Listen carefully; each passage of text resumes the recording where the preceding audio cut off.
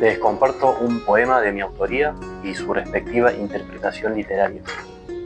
Al poema ya lo había leído, se llama Al cementerio de Darwin,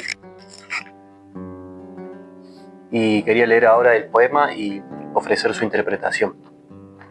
El poema es muy breve, lo voy a leer, dice así: Canta, oh musa palpable que las manos tocar pueden, pues del sur eres sus gestas, cuyos mármoles y bronces de sus muertos intimidan al infame rival nato.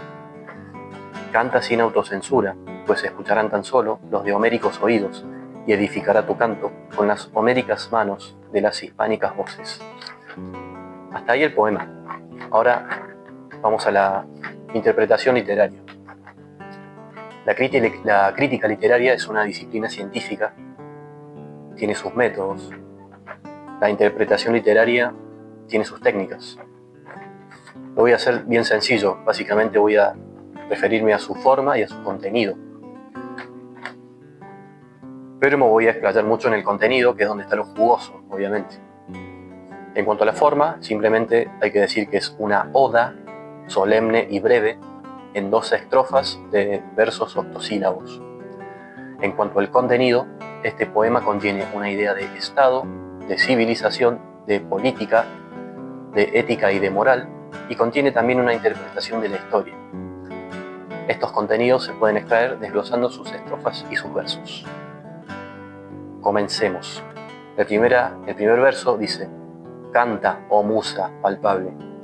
Canta, oh musa es la invocación clásica homérica. Así comienza la Ilíada. Canta, oh musa, la ira de Aquiles. Entonces esto ya dice bastante, porque relaciona a este poema con aquel origen de la literatura. La Ilíada es la primera obra literaria reconocida como tal, autoconsciente de ser ficción, y es donde están explayados todos los máximos valores que supimos tener durante muchos siglos y quizá tenemos todavía: el heroísmo, el patriotismo, la abnegación, la masculinidad, la feminidad, las virtudes cívicas. Entonces, que el poema comience así ya nos está trayendo todo eso a la cabeza. Canta, oh musa. Canta, oh musa palpable, que las manos tocar pueden. Es decir, aquí la musa no es etérea, como lo era la musa clásica, un elemento de la mitología que inspiraba a los artistas. La musa es algo que nos inspira, que nos motiva y que nos pone a la acción. Eso sería una musa. Aquí la musa no es etérea, sino material y palpable. Canta, oh musa palpable, que las manos tocar pueden. La musa es la gesta de Malvinas, una gesta material, viva y activa a través, entre otras, de la acción monumental. Acción de la cual este poema es parte, humildemente, es un monumento. Pero el poema se centra en los mármoles y bronces, porque dice: Canta, oh musa palpable, que las manos tocar pueden, pues del sur eres sus gestas, la gesta del sur, la guerra de Malvinas, cuyos mármoles y bronces de sus puertos, etcétera, etcétera. Es decir, se centra en los monumentos más bien escultóricos y arquitectónicos, y hace énfasis en el cementerio de Darwin, como dice el título, cuyos mármoles y bronces de sus muertos intimidan al infame rival nato. Intimidan, porque este cementerio está erigido en el corazón de la fortaleza enemiga, de la fortaleza Falkland, fortaleza misilística. Intimidan, y prueba de ello es la prohibición de que allí ondeen banderas argentinas. No se pueden llevar ni siquiera para una ceremonia breve. El temor es hacia el poder moral que el cementerio tiene, poder que viene de los cuerpos que contiene y de su osada ubicación en el corazón de la fortaleza enemiga. Y contiene cuerpos de combatientes. Este cementerio entonces no es un mero depósito de muertos, sino una auténtica avanzada de moral y de disuasión, donde sus muertos cumplen día a día una misión: avistar y aclarar quién es el enemigo, indicar qué valores se defienden, mantener un enlace con la fuente continental. con la Argentina. En el cementerio hay unos 237 cuerpos que atestiguan que en su momento se metieron hasta 13.000 cuerpos vivos y combativos en las islas, provenientes del territorio continental del Estado. Un Estado hispano. Esto a su vez hace pensar en el Estado argentino como parte de una inmensa hermandad de estados hispanos, que es una realidad política absolutamente desatendida y carente de élites capaces de dirigirla como bloque. Bien, pero bueno, ahí está. Y eso, si lo piensan bien, puede intimidar también. Y termina con el siguiente verso: al infame rival nato, es decir, cuyos mármoles y bronces de sus muertos intimidan al infame rival nato. Y aquí hay un juego de palabras, porque la palabra NATO está escrita con mayúsculas y con puntos, son iniciales. O sea, es la NATO, la OTAN. Y a su vez la palabra NATO significa nacido para. La NATO, la OTAN, es el enemigo que vino en 1982 a nuestras costas. NATO significa nacido para y se refiere a su vez a la OTAN, es decir, a la anglosfera militarizada, al mundo anglo-germano protestante. El protestantismo es un movimiento de acción política que nació para ser rival del mundo hispano y mediterráneo, y por extensión de la civilización hispano-grecolatina a la cual pertenecemos. Son nuestros enemigos y eso jamás cambiará. Está en su ADN. Son un rival nato. Nacieron para ser nuestros enemigos. Nacieron para adueñarse de un mundo que hablaba español, porque el mundo lo conectó el Imperio Español. Son nuestros enemigos y eso jamás cambiará. Esto es muy importante tenerlo presente siempre, porque el generalato de 1982, el gobierno que gobernaba el país en esa época, no lo tuvo en cuenta y hasta llegó a considerar que los Estados Unidos iban a ser nuestros aliados y que los ingleses eran gente con la que se podía dialogar de igual a igual. Eso no existe, no nos consideran ni siquiera sus amigos. Mientras se negociaba una salida diplomática y pacífica, los ingleses, Margaret Thatcher, mandaba a hundir el Belgrano y a bombardear Puerto Argentino, sin previo aviso, sin declaración de guerra ni nada.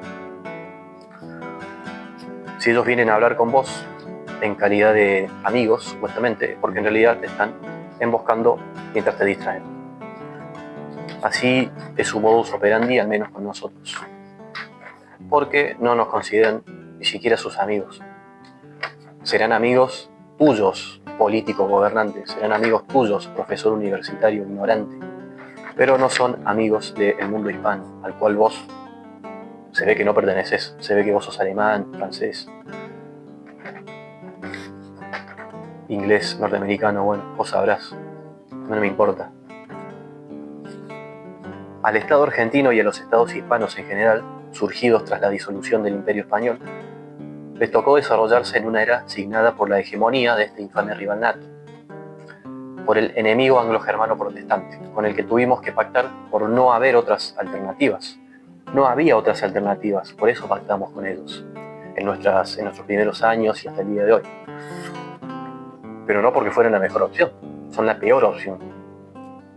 Pero no había otras alternativas, hoy las hay. Ahora comienza la segunda estrofa, y dice así: canta sin autocensura, pues escucharán tan solo los de homéricos oídos. Homéricos oídos. Homéricos oídos hace alusión al sentido del heroísmo, a ser capaz de ver, entender cuando hay un gesto heroico, cuando hay un acto heroico. En el día a día los hay, pero acá nos centramos en hechos heroicos, hitos heroicos, que se dan en la guerra de Malvinas. En este caso, se dieron en la guerra de Troya. Hay una conexión entre la guerra de Troya y la guerra de Malvinas aquí, para reflexionar, para pensar. Entonces, homéricos oídos hace alusión al sentido del heroísmo. Los sentidos son agudezas del intelecto, son facultades del razonamiento para interpretar la realidad. Sentido musical, sentido de la oportunidad, sentido literario, posiblemente el más útil de todos, porque es el que te va a permitir distinguir los discursos. A los charlatanes, los sofistas, los discursos científicos y los discursos literarios que están por encima de todo eso y los entienden. Si vos tenés sentido literario, nadie te va a chamullar y no te va a creer ninguna mentira. Pensá por qué nos enseña universidad, por qué nos enseña literatura en las secundarias. Nos enseña de verdad, ¿no? O sea, en joda podemos hacer todo, pero de verdad nos enseña interpretación literaria. Me fui del tema, pero bueno, Homéricos oídos hace alusión al sentido del heroísmo. Continúa el poema y dice: y edificará tu canto con las homéricas manos de las hispánicas voces. Es decir, estamos en un siglo XXI. Hay que tener presente también cuándo se escribe el poema. Se escribe en un tiempo donde el siglo XXI, donde nos toca asistir al progresivo y seguro decaimiento de la hegemonía del infame rival nato y al ascenso de un sucesor. Las cosas cambian siempre. Por eso hay que tener en cuenta cuándo se escribe una obra literaria. Nos toca ver a su vez en el siglo XXI la disolución de los estados y de las sociedades occidentales, es decir, el fruto de la hegemonía anglo-germana protestante, que es la desaparición, el autosabotaje y el fin de la hegemonía global cristiana, sea latina o germana, porque el nuevo hegemón que ya está aquí no es ni cristiano, ni latino, ni germano. Ya veremos quién es.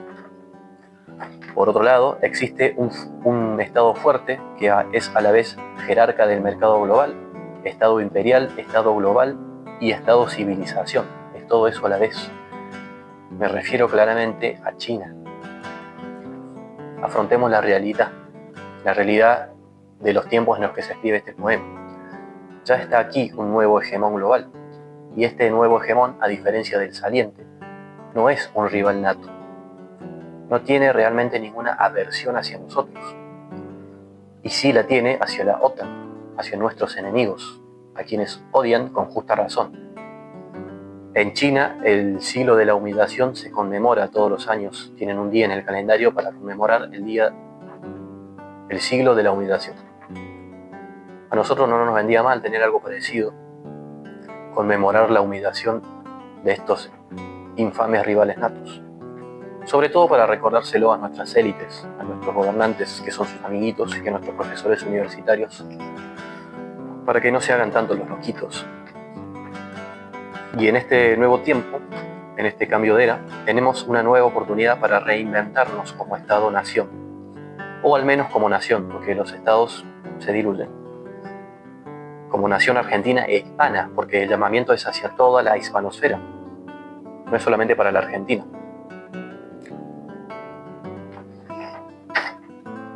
Si vos me estás escuchando y sos de otro país hispanohablante, quizás tengas tus propios hitos, tus propias gestas heroicas que ofrecer de lucha del mundo hispano contra el mundo anglo-germano protestante. Yo ofrezco la gesta de Malvinas como gesta hispana, porque en 1982, en el año de la guerra, hubo voluntarios de todo el mundo hispanohablante, de España también, dispuestos a venir a combatir. Nuestros gobernantes, obviamente, no supieron qué hacer con eso, como no saben qué hacer con nosotros, con todo nuestro potencial, y eso quedó en la nada. 100 años atrás, en la guerra de Cuba, había pasado algo así también. Se ofrecieron voluntarios de todo el mundo hispanohablante a ir a pelear en contra de Estados Unidos.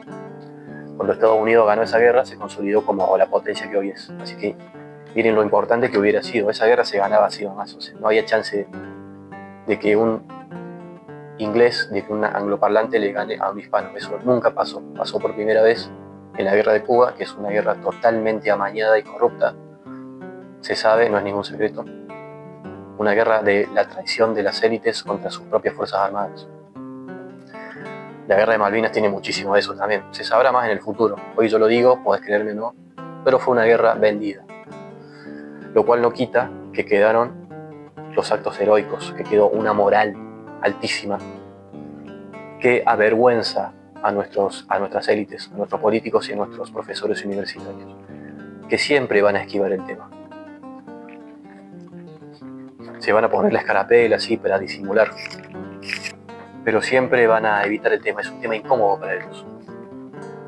Aprovecho para decir que todas estas cosas y muchas más están expresadas subyacentemente en mi novela, en mi libro Hacia el Sur del Mundo. Te invito a leerla, la puedes conseguir por internet desde cualquier país hispanohablante.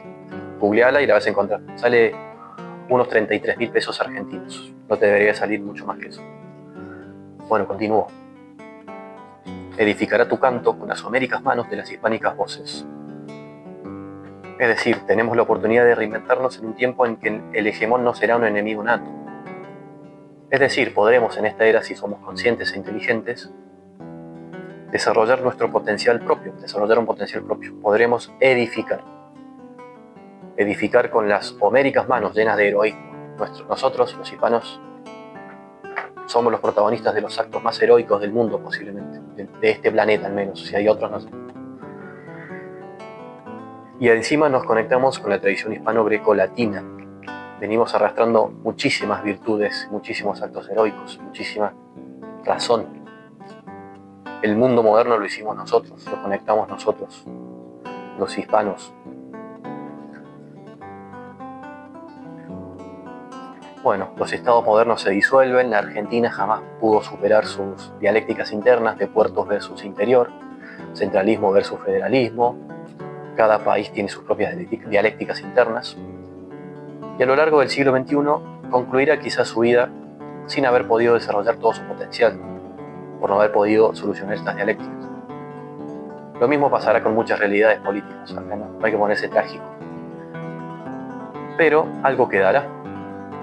Quedará una moral y una ética hispano-greco-latina. Quedará una gesta. Quedará una poética del heroísmo.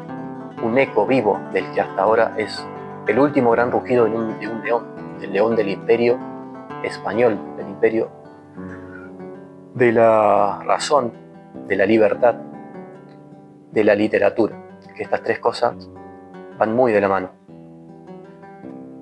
Otro día podemos hablar de eso. En un siglo que trae la disolución de los estados modernos, que fueran los guardianes y depositarios de esta tradición hispano-greco-latina de heroísmo, razón y libertad, el primer estado moderno es España. Los estados modernos se disuelven, se diluyen. Nos toca operar herramientas de preservación moral y de civilización que son quizá menos contundentes que un estado, pero que aún así pueden ser eficientes. Nos toca operar una moral, una poética, una tradición escultórica, artística y literaria, y sobre todo nos toca operar una acción educativa y formativa, que comienza por uno mismo. Primero nos tenemos que formar nosotros.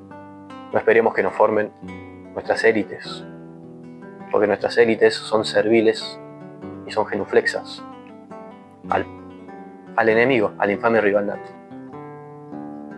No esperemos que nos formen todos esos cabeza hueca que van a la UNESCO a recibir instrucciones y vienen acá a darnos una educación que muy poco tiene que ver con nuestra realidad. Y pretenden encima que el sueldo se lo paguemos nosotros, que se lo paguen ellos, que se lo pague la UNESCO, que son sus jefes. La buena noticia es que debajo del nuevo hegemón, que es China, en principio podremos hacerlo sin inconvenientes e impedimentos de su parte. Podremos desarrollar todo este potencial nuestro.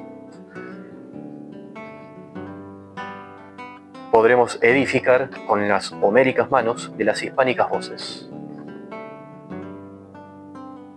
¿Cuál es la musa que nos motivará a la acción? La gesta de Malvinas, por ejemplo. No es poco, hay otras. Si sos hispano y si te reconoces como hispano-greco-latino, perteneciente a esa tradición, tenés para elegir una infinidad de gestos y actos heroicos, de gestos y actos en pos de la libertad, de la razón, de la inteligencia, de la literatura. Podremos edificar con las homéricas manos de las hispánicas voces. Muchas gracias por escuchar.